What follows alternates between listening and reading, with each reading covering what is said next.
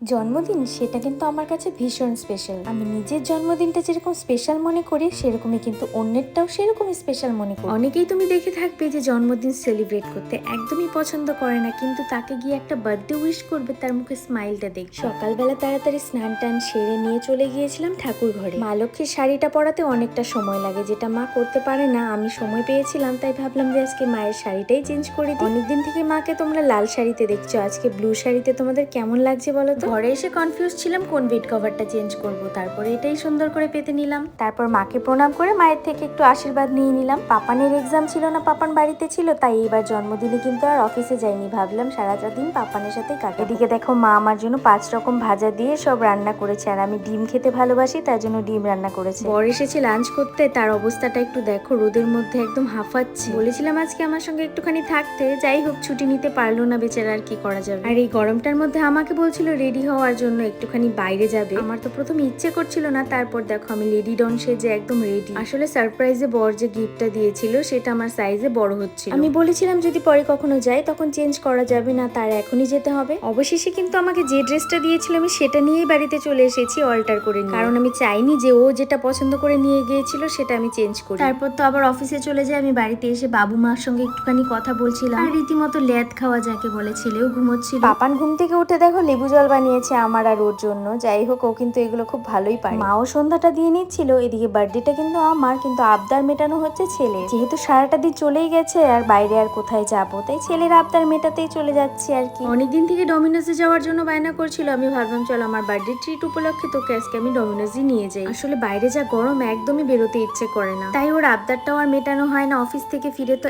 একদমই এতটা ক্লান্ত থাকে শরীর যে ইচ্ছেই করে না। চেক করে দেখার পর দেখলাম আমরা কোল্ড ড্রিঙ্কস অর্ডার করেছিলাম, সেটার বদলে হট কেকটা দিয়ে দিয়েছে, সেটা চেঞ্জ করে কোল্ড ড্রিঙ্কসটা নিয়ে নিলাম। আর হামলে পড়লাম খাবারের উপর। এইবার ছেলের বায়না নতুন একটা ক্রক্স লাগবে, আমাকে ক্রক্স কিনে দাও। তারপর দেখলাম ছেলের সাথে সাথে বাবাও খোঁজা শুরু করে দিয়েছে। এদিকে কিউট কিউট জুতোগুলো দেখে তো আমার খুব পাপানের ছোটবেলার কথা মনে পড়ছিল। যাই হোক দুজনের জন্য দুটো ক্রক্স নেওয়া হলো এলিট থেকে। এই যদি কোনোভাবে বাইরে বেরোলো তাহলে কিন্তু সারাটাক্ষণ মুখ চলতেই থাকে। আর পার্ক রোডে যাওয়ার পর যে কত কিছু খাবে। এদিকে পাশেই দেখি প্রেস ক্লাবে একটা এক্সিবিশন চলছে, সেখান থেকে অমৃতা আমাদেরই একজন বন্ধু দেখে আমাকে ডাকছিল চলো একবার ভেতরে যাই। পাপান প্রথমে চলে গেল চকলেটের কাউন্টারে, তারপর একটু অন্তরাদির কাউন্টারে আমি ঘুরে নিলাম। খুব বেশি সময় ছিল না তাই পুরোটা ঘুরতে পারিনি, কারণ হাজবেন্ড ডাকছিল বাইরের থেকে। তারপর আর কি রাস্তায় আরেকটু ঘোরাঘুরি করে নিলাম। আর আমিনিয়ার থেকে হাজবেন্ড আবার বিরিয়ানি নিয়ে নিল, রাত্রে নাকি আবার বিরিয়ানি খাবে। খাওয়া তো শেষই হচ্ছে না। আমি বলেছিলাম আমি খাবো না, কিন্তু শেষে কিন্তু আমিও ভাগ বসিয়েছিলাম ওর খাওয়া। সারাটা দিন এই সেই করে কেটে গেল জন্মদিনটা। যাই হোক বেশ ভালোই লাগলো। জন্মদিনে প্রিয় কাছের মানুষদের সঙ্গে থাকতে পারলে তো আর কি চাই বলো। তবে এই দিনটাতে বাবা মাকে বড্ড বেশি মিস করি। কেমন লাগলো ছোট্ট ভিডিওটা জানিও। বাই।